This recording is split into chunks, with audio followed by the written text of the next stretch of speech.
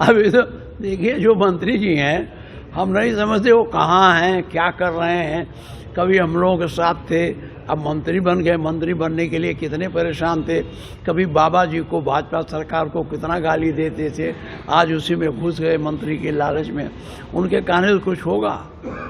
वो क्या है वहाँ, उनकी एक पार्टी है ना अलग से, तो उनकी सुबह सभा पार्टी है, तो वो पार्टी की तरफ से कहते हैं कि भाजपा की तरफ से कहते हैं, ये तो पता है नहीं। अब उस पर हम कैसे कह सकते हैं कि चुनाव होगा कि नहीं होगा, क्या होगा। अगर वो कहते हैं तो हो सकता है उनको कोई जानकारी हो, लेकिन ये आपको बता दें एक देश एक चुनाव संघीय व्यवस्था में नहीं चल सकता। हमारा संविधान फेडरल है, कैसे करोगे? मान लीजिए आज किसी सरकार में को केंद्र सरकार ने बर्खास्त किया, तो कहा जब तक लोकसभा नहीं होगी तब तक उसका चुनाव नहीं होगा। बताइए कैसे संभव है? और बहुत से कारण हैं, अब उसको कहाँ तक गिनावें, ये संभव नहीं है। अब सरकार करना चाह रही है, आपके सामने आएगा, देखिएगा।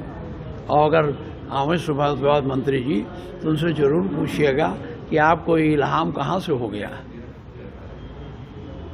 सर, सलमान खान को लेकर एक सवाल है। बिश्नोई समाज के लिए एक भारतीय किसान यूनियन के जो राष्ट्रीय प्रवक्ता हैं राकेश टिकैत ने कहा है कि सलमान खान को माफ़ी मांग लेनी चाहिए। अब देखिए इसके बारे में हम क्या कहें। ये जो एक बिश्नोई है वो आपराधिक प्रवृत्ति के लोग हैं। मैं इसमें माफ़ी मांगे क्या मांगे, इसमें मैं इस पचड़े में नहीं पड़ना चाहता। ये है कि सलमान खान को जो धमकी दिया है, उनके जीवन को खतरा है, उसकी सुरक्षा की व्यवस्था करनी चाहिए और जिससे खतरा है उसके विरुद्ध कठोर कार्रवाई करनी चाहिए।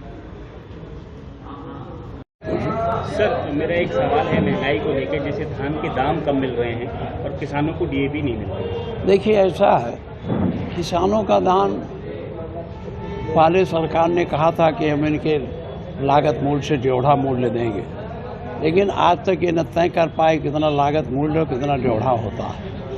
और इन्होंने जो MSP मिनिमम सपोर्ट प्राइस की बात की थी, वो मिनिमम सपोर्ट प्राइस पर भी ये बड़े पैमाने पर धान नहीं खरीद पा रहे, इसीलिए उसका भाव गिर गया।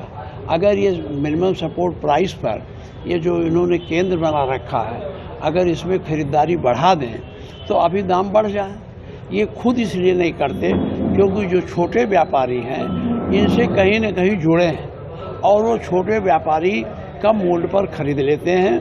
और इनका जो लक्ष्य है एक केंद्र का, जब वो पूरा नहीं होता है तो उन्हीं आढ़तियों से ये धान महंगा मंगा लेते हैं और उसमें इनको अच्छा पैसा भ्रष्टाचार करने का अवसर भी मिल जाता है।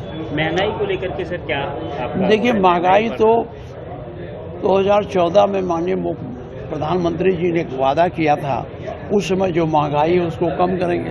उस महंगाई को कम करने को कौन को, महंगाई आज आसमान पर पहुंच गई है। महंगाई से जनता परेशान है, बेहाल है। इनके कुछ लोग हैं जिनको महंगाई पर असर नहीं पड़ता है, जिनकी 3 महीने में 30,000 करोड़ की इनकम होती है, आमदनी होती है, मुनाफा होता है, उनके लिए कुछ नहीं। जो गांव का किसान है, गरीब है, वो आज इस महंगाई से पूरी तरह त्रस्त है।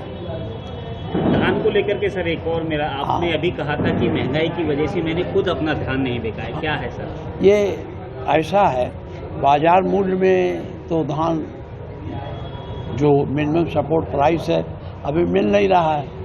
और सही है कि हमारा धान था तो हमने कहा तो 1800 रुपया कहा देने को, तो अब जबकि इन्होंने लगा रखा है कि हम 2200 से ज़्यादा यानी 2200 रुपया कुंटल खरीदेंगे, तो हमने भी अभी रोक नहीं बेचा है कि महंगाई को हो सकता है धान का दाम बढ़े। धान का ये किसान को ये संपन्न होने देने का इनका लक्ष्य ही नहीं, इनका लक्ष्य है बड़े बड़े महाजन। अब धान, आपको आश्चर्य होगा कि हम लोगों के क्षेत्र में मैंने एक दिन पूछा तो अदानी साहब का गोदाम बन रहा है, गल्ला खरीद के उसमें रखेंगे।